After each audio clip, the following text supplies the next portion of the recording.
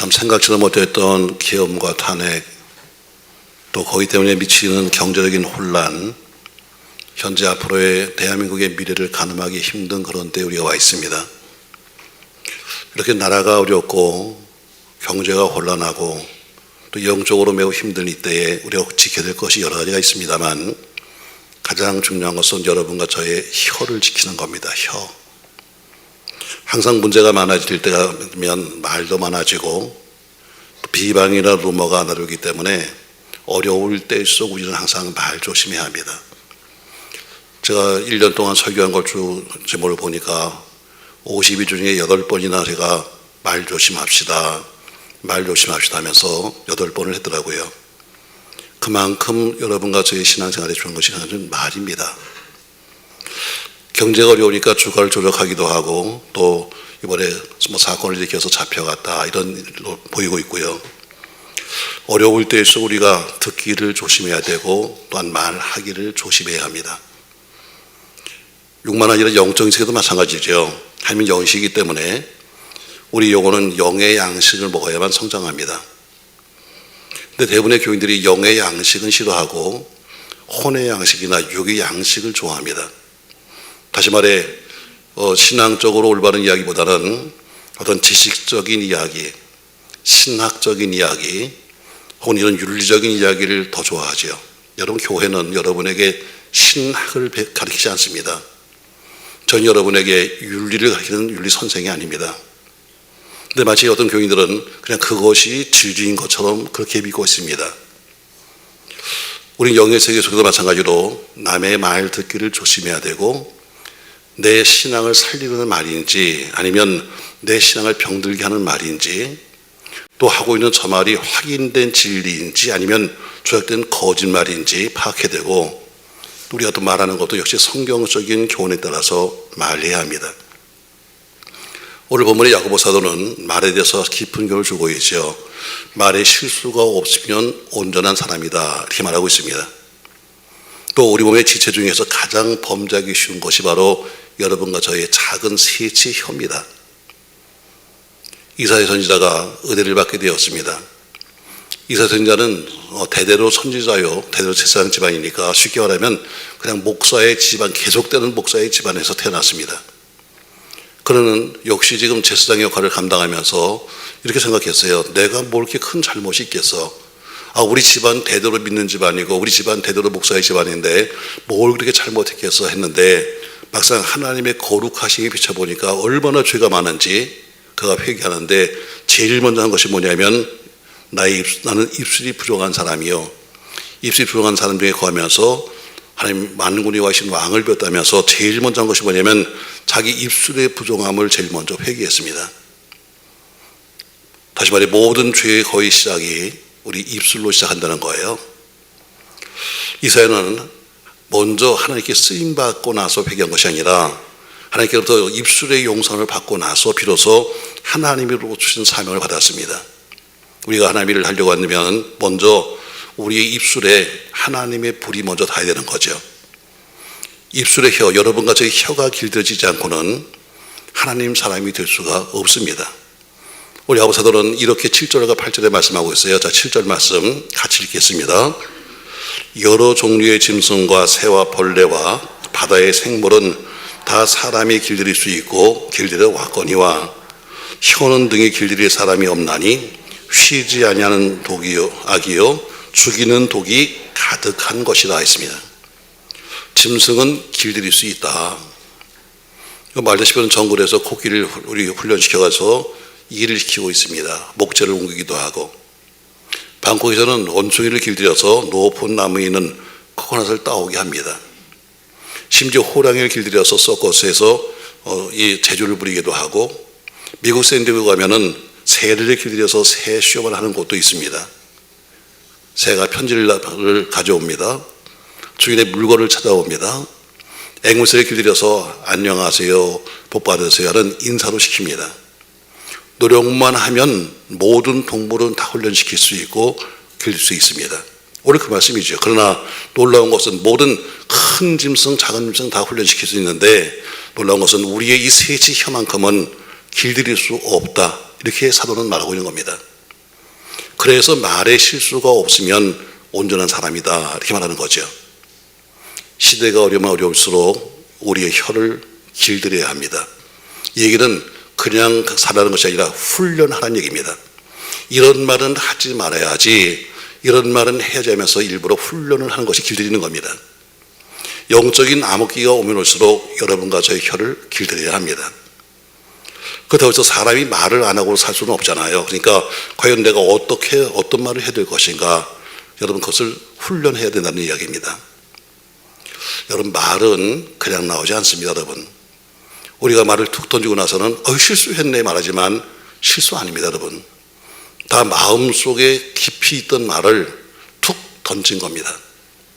혹시 여러분 부부싸움 하다가 끝내 이게 툭 나갔을까요? 여러분? 아니요, 평상시에 많이 생각했잖아.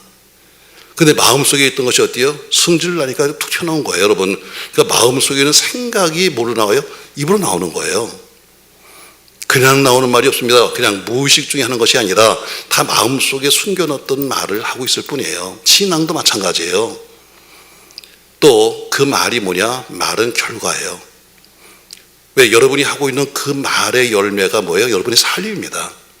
여러분 좋은 열매를 거두십시오. 그러려면 좋은 말을 하셔야 합니다. 좋은 말은 좋은 생각부터 시작하는 거죠. 어쨌든 나라가 힘들다 보니까 많은 사람이 무슨 대한민국이 썩었니 혹은 망했니 별 얘기 다 합니다만, 여러분 우리나라처럼 좋은 나라가 별로 없습니다. 흔들어 봐요. 알지도 못하면서 괜히 나가서 해외 가면 말도 못하는 주제에 해외 가서 뭐 하려고? 말도 못해서 맨날 어때요? 핸드폰을 꺼내서 한마디 듣고 이렇게 다니면서 해외 가서 뭐 하려고? 아니, 여러분, 우리나라 살기 좋아요. 여러분, 과거에 보세요. 여러분, 과거에 이 나라가 왜 이렇게 힘들게 못 살았는가? 여러분, 원인을 한번 분석해 보자고요. 물론 여러 가지 이유가 있겠지만 참 어릴 때 생각하면요, 옛날에 우리 어르신들의 말은 참 독했어요. 그냥 말만 하실 때마다 이 빌어먹을 놈아. 기억나시죠, 여러분? 아주 빌어먹으라고 그랬어. 빌어먹을 놈, 연병할 놈, 쳐죽일 놈, 아주 이게 그냥 입에 늘 다 붙어 있었습니다. 옛날에. 얼마나 여러분 우리가 빌어먹고 살았어요. 나라가 빌어먹고 우리가 다 빌어먹고 살았잖아요. 얼마나 많은 병이 퍼졌습니까, 여러분? 근데 다 보면 옛날에 어르신들이 다 심었던 뿌렸던 말들을 우리가 살았던 거예요. 언젠가부터 갑자기 잘 살아보자고 막 그러더니 잘 살게 되는 거야. 그래서 말은 잘해야 되는 겁니다. 아멘. 저는 여러분들에게 한 5가지 말을 하려고 그래요. 성경에 나오는 5분을 이야기하면서 이분들은 어떤 말을 했는가, 이렇게 우리는 길들인다는 거예요. 훈련하는 거예요. 이렇게 나도 말해야지 하고 의식적으로 말해야 되는 건데, 저는 예수님처럼 우리가 기적의 말만 했으면 좋겠어요. 기적의 말. 예수님은 언제나 말씀하실 때마다 기적을 말씀했어요. 예수님의 혀는 늘 기적으로 항상 길들여 있었죠. 요한복음 11장 11절에 보면은 나사로가 죽었습니다. 모르는 사람이 다 와서 말하길 예수님 나사로가 죽었어요 말하는데, 예수님 뭐라고 그래요? 죽었다고 말하지 않아요. 뭐라고 그래요? 잔다 그래요. 죽은 사람은 여러분 다시 살 수 없지만 자는 사람은 깨어날 수 있는 것처럼 나른들은 다 와서 나사로 죽었다는데 예수님은 잔다 말이에요. 예수님은 마태복음 26장에서 보면 죽음의 십자가를 지는 것 때문에 고민스러워서 기도하셨습니다. 그때도 한 번도 죽음의 십자가, 고난의 십자가 이렇게 말하지 아니하시고 잔이다 그래요. 잔. 내 잔을 할 수만 있으면 이 잔을 좀 지나가게 하십시오 하면서 그 무거운 십자가를 뭐라고 했냐면 십자가로 말하지 않고 잔이라고 말했어요. 또 큰 문제가 있을 때 우리 주님은 뭐라고 했느냐? 문제라고 말하지 않았습니다. 산이라고 그랬어요. 자, 마가복음 11장 23절에 이런 말씀이 있습니다. 한번 같이 읽어요. 내가 진실로 너에게 이르노니 누구든지 이 산더러 들려 바다에 던져지라 하며 그 말하는 것이 이루어질 줄로 믿고 마음에 의심하지 아니하면 그대로 되리라. 이 산이 뭐예요? 문제예요. 큰 문제가 있다 할지라도 문제 때문에 걱정하지 마라. 내가 반드시 의심치 않으면 된다는 것처럼 오늘 예수님은 한 번도 문제, 십자가 이런 말씀하지 않았어요. 잔 혹은 산이 있습니다. 결국 이 뭐예요? 산 같은 문제가 생긴다 할지라도 믿고 고난 사람은 옮길 수 있다. 항상 긍정적으로 말씀했어요. 예수님이 요한복음 14장 12절 말씀에서 우리에게 너무 큰 말씀하셨어요. 내가 진실로 진실로 내게 이르노니 나를 믿는 자는 내가 하는 일을 그도 할 것이어서 내가 하는 일을 너도 할 수 있다. 또한 그보다 큰 일도 하리니 이는 내가 아버지께 감이라면서 예수님께서 우리에게 큰 희망을 주셨어요. 예수님에게는 능치 못할 일이 없지요. 예수님의 입술은 항상 긍정적이고 기적의 말씀이에요. 저 여러분과 저에게도 긍정적이고 기적적인 말이 있길 바랍니다. 할렐루야. 아브라함 같은 경우에는 믿음의 조상이잖아요. 항상 믿음의 말만 있었습니다. 아브라함은 언제나 믿음의 말만 하도록 그런 길을 들였어요. 여러분, 종이 있는데 종은 오른쪽을 쳐도 종소리, 왼쪽을 쳐도 종소리예요. 아브라함은 언제나 입만 열면 항상 믿음의 말을 했습니다. 아브라함이 나이 75세에 갈대아우르라고는 자기 고향을 떠나게 됩니다. 아무것도 너 가지고 가지 마라. 모든 소유 다 놔두고 떠나. 다만 한 가지, 그 가진 것은 믿음 한 가지만을 가지고 출발했어요. 그러니까 그게 가진 것은 믿음뿐이에요. 그러니까 그는 믿음의 얘기 빼기 할 얘기가 없는 거죠. 왜? 모든 소유고 뭐고 다 두고 왔으니까. 창세기 13장에서 조카 롯과 더불어 함께 살던 그 아브라함이 헤어지게 됩니다. 아브라함이 복을 받는데 조카 롯은 한 게 아무것도 없어요. 그냥 아브라함이 자기 집을 떠날 때, 자기 고향을 떠날 때 다른 건 다 두고 오라고 했는데 조카 롯은 데려갔어요. 왜냐하면 아들이 없으니까 그냥 아버지 없는 저 조카, 내 자식같이 키웠다 해서 데려갔어요. 근데 조카 롯은 아무것도 한 거 없는데 아브라함이 복을 받는데 함께 복을 받아요. 복 있는 사람과 함께 있으면 저절로 복을 받아요. 아멘. 좋은 사람과 함께 있으면 함께 좋아지는 거예요. 매일 불평하는 인간, 매일 짜증는 인간이 있으면 불평과 짜증이 없는 거예요. 그러니까 롯은 아무것도 한 거 없는데 아브라함이 복을 받다 보니까 같이 부자가 됐어요. 그래서 소도 많고 양도 않고 종도 많았다 이렇게 말해요. 자, 그러니까 자연스럽게 뭐 삼촌과 조카지 간에 싸우겠어요?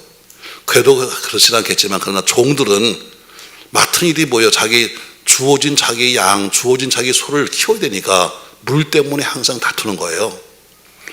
아브라함이 보다가 조카를 부릅니다. 조카야, 네 헤어지자꾸나. 그러면서 네가 동하면 나 서할게. 내가 좌하면 내가 우하게 하면서 기득권을 조카에게 줍니다. 사실은 기득권은 아브라함에게 있는 거예요. 삼촌한테. 왜? 삼촌 때문에 복을 받았으니까. 근데 삼촌은 주장하지 않냐고 네가 선택해라. 네가 좋은 곳으로 먼저 가 했더니 롯이 사방을 둘러보더니 저기 멀리 보이는 소돔 땅이 있는데 보니까 성경은 이렇게 말합니다. 에덴 동산 같았다고 말해요. 왜? 물도 있고 풀도 있고 성도 있고 하니까 에덴 동산 같았다. 사람은 똑같이 보이는 거예요. 그랬더니 조카 롯이 삼촌에게 말합니다. 삼촌, 나 저리 갑니다 하고 떠났어요. 막상 가라고는 했지만 그러나 떠나는 그를 보니까 마음이 섭섭하죠. 근데 그때 하나님 말씀하시길, 아브라함아, 너 동서남북 바라보아라. 너는 한 곳을 양보했지만 그러나 모든 땅을 다 너에게 줄 거야 하면서 바라보이는 모든 땅을 너에게 준다 했을 때 아브라함은 아멘합니다. 그리고 그 땅을 소유하게 돼요. 결국 아브라함은 어때요? 비록 지금은 내 땅이 아니지만 주신 말씀을 기억하며 믿음으로 아멘하면서 그 땅의 주인이 됩니다. 사랑하는 성도 여러분, 여러분이 현실이 아니라 주어진 미래의 축복을 믿고 아멘해서 그 미래의 주인공이 되시길 주 이름으로 축복합니다. 당장 눈에 보이는 현실이 아니라 할지라도 약속의 말씀을 잡으면 그것이 우리 미래가 되는 거예요. 아브라함의 그 믿음의 절정은 역시 자기 아들 이삭을 번제로 드릴 때지요. 하나님 말씀하십니다. 아브라함아, 네가 사랑하는 네 아들 그 이삭을 데려가서 번제물로 드려라. 번제는 죽이는 거예요. 지금 그 아들 하나 때문에 모든 걸 다 포기했는데 아들마저 가서 제물로 올려라 하는 그 말에 아브라함이 아멘합니다. 그리고 사흘 길을 같이 가요. 그리고 모리아 산으로 아이를 데리고 올라가는데 그때 밑에 있는 사환들, 종들에게 이렇게 말했습니다. 창세기 22장 5절에 보니까 같이 읽어요. 이 아브라함이 종들에게 이르되 너희는 나귀와 함께 여기서 기다리라. 내가 아이와 함께 저희 가서 예배하고 우리가 너에게로 돌아오리라. 이렇게 말합니다. 자, 저 말씀 속에 뭐가 숨냐면 내가 아이와 더불어 함께 가서 예배하고 함께 돌아오겠다는 말이 포함되어 있어요. 자, 제물은 죽이는 거예요. 내가 지금은 둘이 같이만 가서 아들을 죽이면 혼자 와야 되는데 뭐예요? 내가 아들과 더불어 함께 올라가서 아들을 제물로 올리지만 분명히 하나님이 아들을 돌려주실 거야. 이런 마음에서 그는 복수를 쓰고 있어요. 자, 산에 올라가던 그 아들 이삭이 묻습니다. 아버지, 보니까 여기 칼도 있고 불도 다 있는데 번제할 제물은 어디 있어? 했더니 이렇게 말씀하십니다. 하나님이 자기를 위해서 친히 준비했다. 이렇게 말합니다. 함께 경배하고 돌아오겠다. 제물은 하나님이 친히 준비했다는 것은 믿음의 말로서 이미 그의 입이 길들인 것을 말해요. 사람은 평상시에는 그 사람의 인격을 알 수가 없습니다. 제가 여러분들과 우리 같이 있지만 여러분이 어떤 분인지 제가 어떻게 알겠습니까? 그 사람의 됨됨이 그 사람의 인격을 서로 알 수 없어요. 신앙도 마찬가지로 다 여러분 이렇게 앉아 있으면요, 다 신앙이 좋은 것 같고 또 뭐 찬송도 잘하니까 어떻게 전부 다 믿음이 좋은 것 같이 보인다. 그러나 언제 나타나느냐? 환란이 오고 어려움이 오고 시험이 들어봐야 진짜 그 사람의 가치를 알 수 있는 거예요. 집도 보세요. 여러분, 집도 집어 저러면 다 똑같이 이뻐요. 저러면 밖에 나가보시오. 뭐 요새 많이 주들 짓는데 다들 보면 어쩌냐 전부 다 잘 지은 것 같아요. 그러나 몇 년 살아봐야 금이 가고 몇 년 살아봐야 어디가 터지는 거 알지 그냥 모르는 거예요.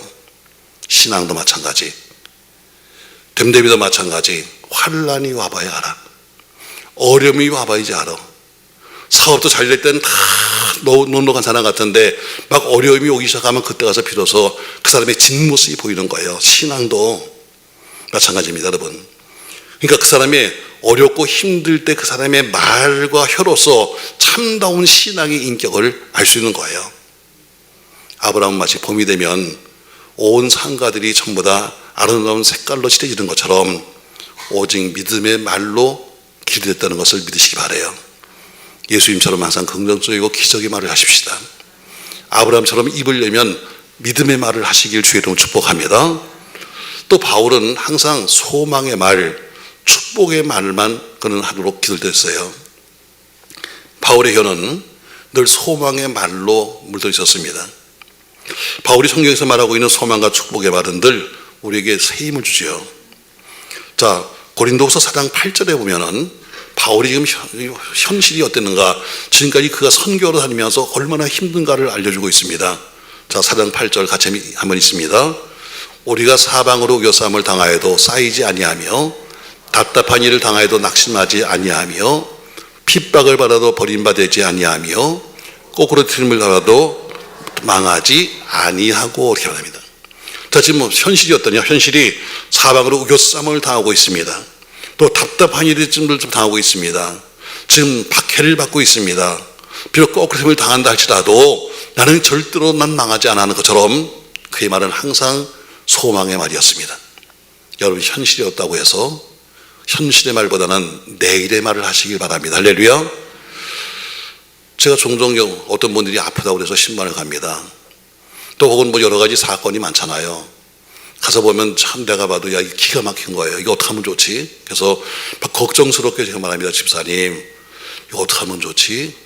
아, 근데 제가 그때마다 놀래요.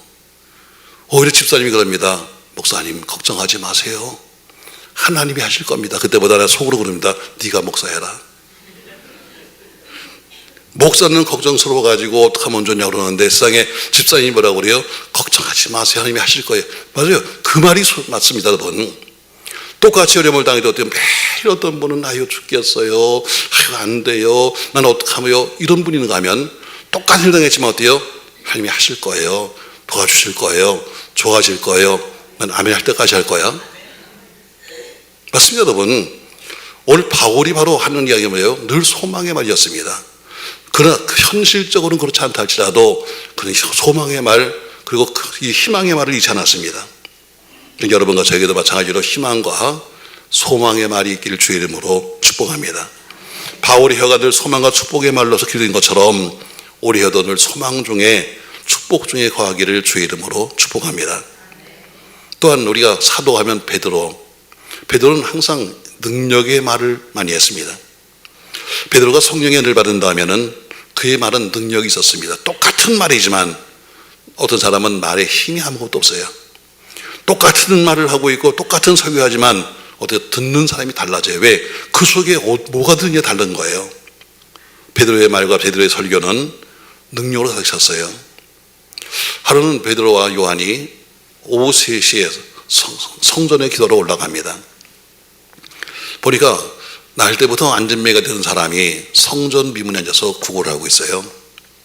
걷지 못하는데 무슨 일을 하겠습니까? 그냥 와서 성전의 앞에 가서 많은 사람이 지나가니까, 그래도 또 성전이라고 하는 곳에 지나가니까 가서 손을 내밀고 항상 구걸을 합니다. 보니까 사도가 지나가는 거예요. 야, 저 사도 정도 되면 그래도 뭐 좀 가진 게 있겠지, 제자 정도 되면 가진 게 있겠지 하면서 손을 내밀었어요. 이때 사도행전 3장 6절에 보니까 베드로가 안진뱅이를 붙잡고 돈을 주는 것이 아니라 능력의 말로서 다음과 같이 선포했습니다. 같이 읽어요.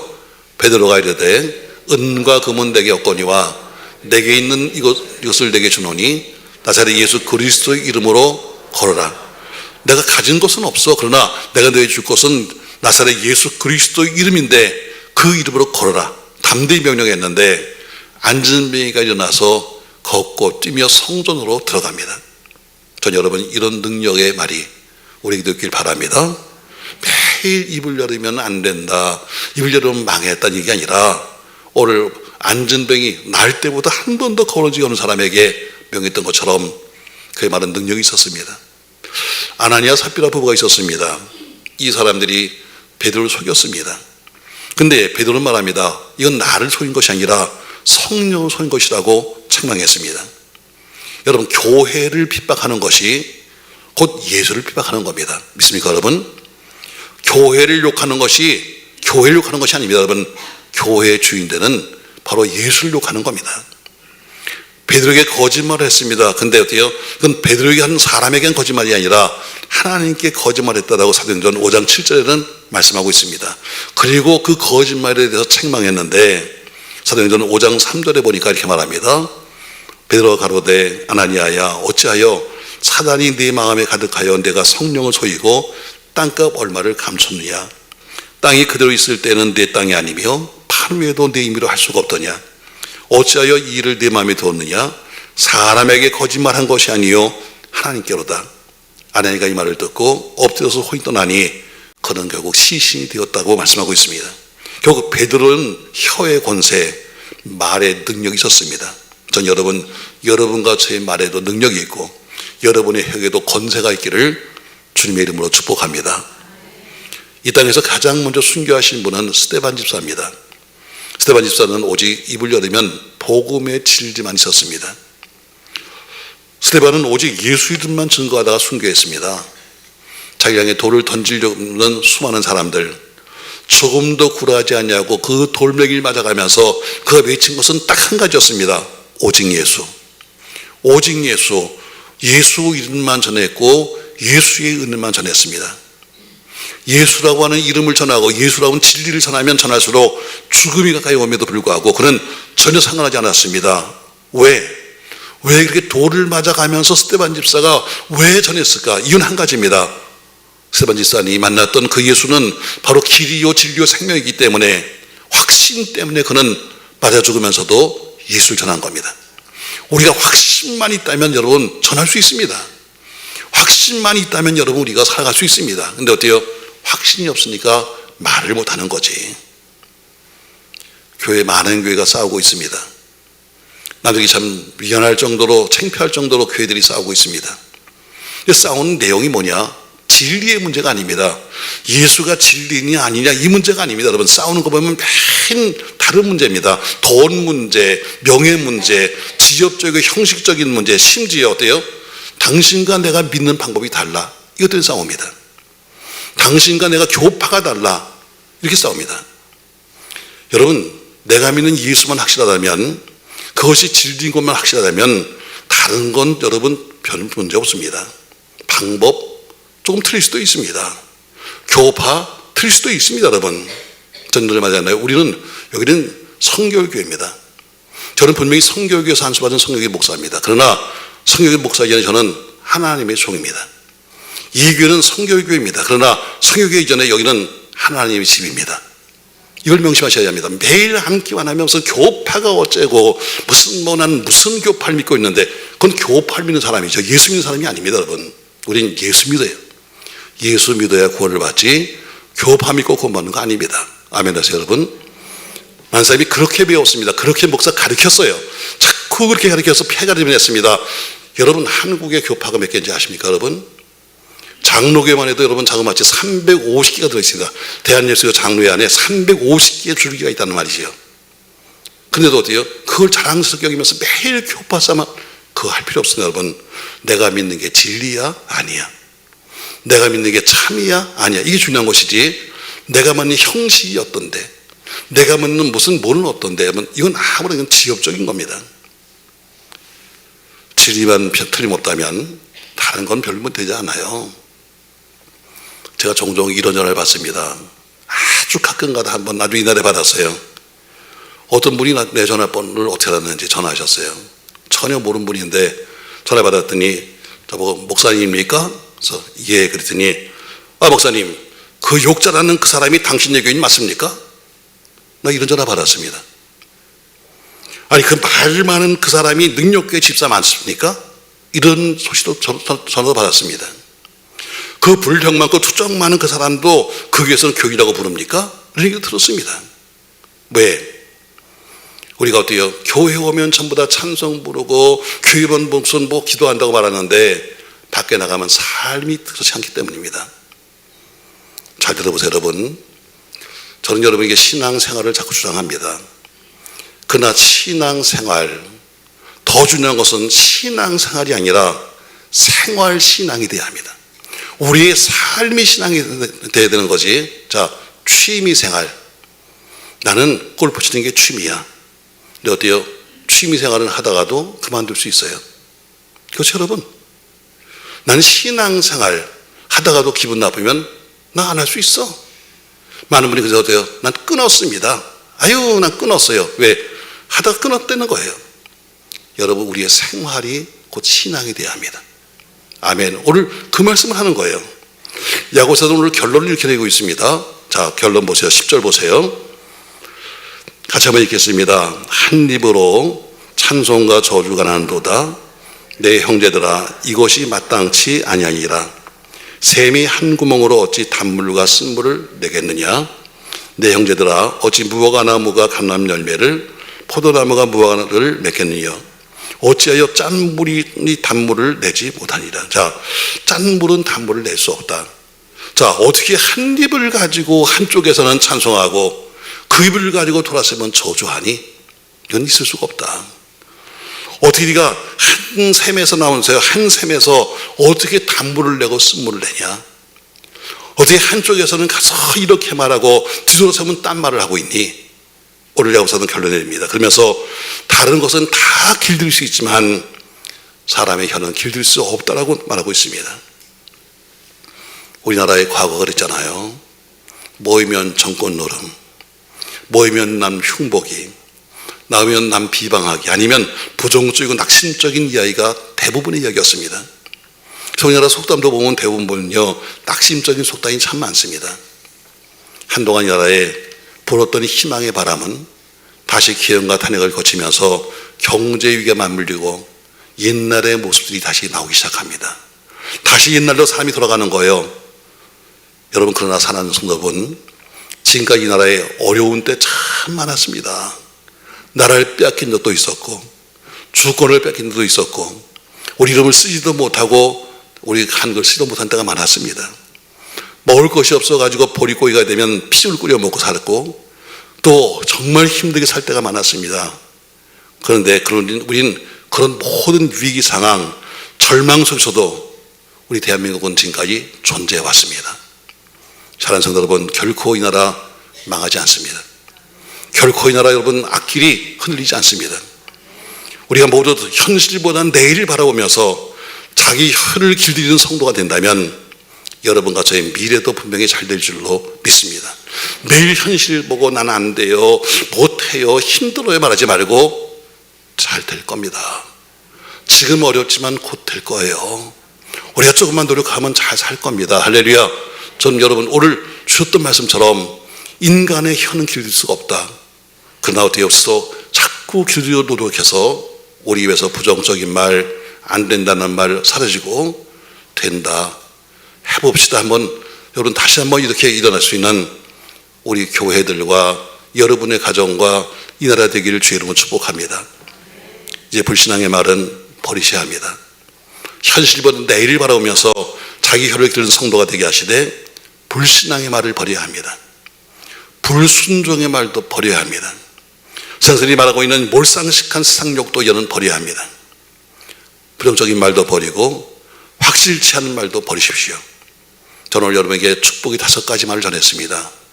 이렇게 힘들 때일수록 우리 예수님처럼 기적의 말만 하도록 훈련하셔야 합니다. 훈련입니다. 스스로 노력하고 훈련하는 겁니다.